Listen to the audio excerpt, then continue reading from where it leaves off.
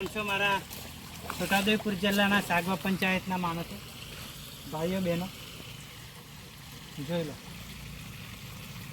અમારે વરસાદ આવવાથી નાળું ધોવાઈ ગયું છે અને આ રસ્તો આશ્રમની શાળા છે, આશ્રમ ત્યાં જાય છે. ત્યાં છોકરાઓને આ તકલીફ પડે છે. વધારે વરસાદ પડે તો આ બાજુ જઈ શકતા નથી.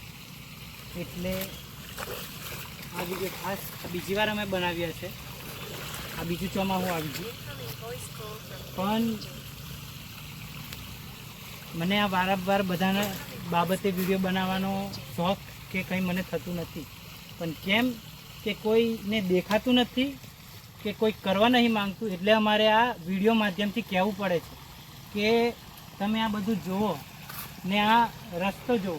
અહીંયાથી અમારે બાઇક કાઢવું હોય, કોઈ મોટી ગાડી કાઢવું હોય, વરસાદ પડે તો છોકરાઓ અહીંથી કેવી રીતે જાય?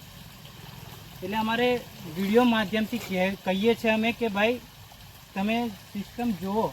અને આ વિડીયો મેં એટલો તમને કહું છું કે વધારેમાં વધારે શેર કરો કે જેનાથી ઉપર અધિકારીઓને જાય અને આ રસ્તાનું કે આ વિડીયો માધ્યમથી જોવે અને અહીંયા આવીને આ સમસ્યાનું સમાધાન કરે.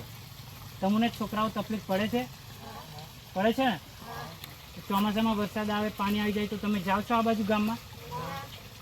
જોઈ લો, મેં કોઈ દિવસ મારા ગામનો વિડીયો બનાવીને મને દુઃખ થાય એવું ના કરું, પણ કેમ કે એવું અમારે કરવું પડે છે કે કામ થતું નથી.